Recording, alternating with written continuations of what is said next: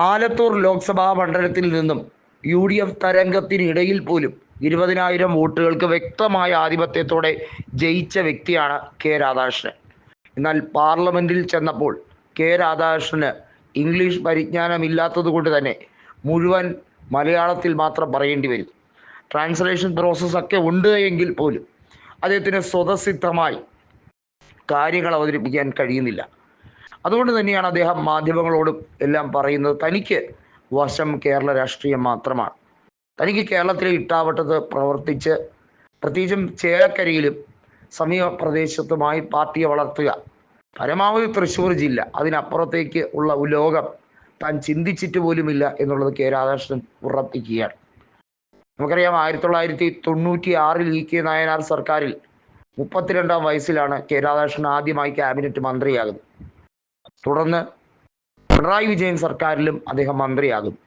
എന്നാൽ പിണറായി വിജയൻ എന്ന് പറഞ്ഞാൽ തനിക്ക് മേളിൽ ഒരു വ്യക്തി ആധിപത്യം ഉറപ്പിക്കും എന്ന് ഏകദേശ സൂചനയുണ്ടെങ്കിൽ അമ്മാവനും മരുമകനും കൂടി ആലോചിച്ച്, അതായത് മരുമകൻ റിയാസും അമ്മാവൻ പിണറായിയും കൂടി ആലോചിച്ച് ആ വ്യക്തിയെ തളർത്തുക എന്നുള്ളതാണ് ലക്ഷ്യം. അങ്ങനെയാണ് കെ ശൈലജയെ അവർ തളർത്തിയത്. കെ ശൈലജയ്ക്ക് ഒരിക്കലും ജയിക്കാൻ കഴിയില്ല ഇപ്പോഴത്തെ രാഷ്ട്രീയ സാഹചര്യത്തിൽ വടകര എന്ന് മനസ്സിലാക്കി തന്നെയാണ് അവർക്ക് കൊടുത്തത്. ടീച്ചറമ്മ എന്ന് അവരെ സജി ചെറിയാൻ വിശേഷിപ്പിക്കുമ്പോഴും പിണറായിയുടെ മുഖത്തേക്ക് ക്യാമറ സൂം ചെയ്യുമ്പോൾ അദ്ദേഹത്തിൻ്റെ ഉള്ളിൽ പകയും വിദ്വേഷവും ഒക്കെയാണ്.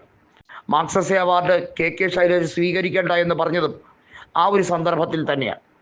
പിണറായിക്കോ മരുമകനോ ആയിരുന്നു ഇത് കിട്ടിയിരുന്നെങ്കിൽ അവർ ഒരു കൂസലും കൂടാതെ, ഒരു അടിസ്ഥാനപരമായ തത്വവും പറയാതെ അത് രണ്ട് കൈ നീട്ടി ഇളിച്ചുകൊണ്ട് വാങ്ങിച്ചനെ എന്നാണ് കൃത്യമായി രാഷ്ട്രീയ നിരൂപകർ പറയുന്നത്.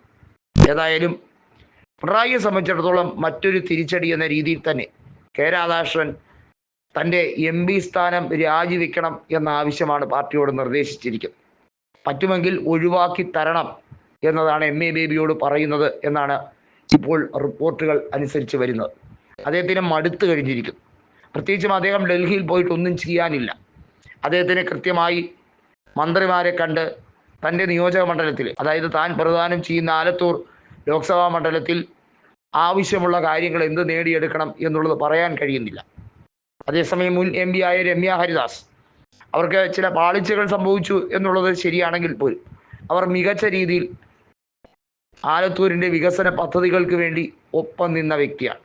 ഒരുപക്ഷെ അതാണ് കെ രാധാകൃഷ്ണൻ്റെ ഏറ്റവും വലിയ അഭാവം. എന്നാൽ കേരളത്തിൽ നിന്നുള്ള മറ്റ് MP മാരുമായി സഹകരിക്കാനും രാധാകൃഷ്ണന് മനോഭാവമില്ല എന്നുള്ളതാണ് സത്യം. അത്തരത്തിൽ കേരളത്തിൽ ആലത്തൂരിൽ ഒരു ഉപതെരഞ്ഞെടുപ്പ് നടക്കുമോ എന്നുള്ളതാണ് സംശയിക്കേണ്ടത്.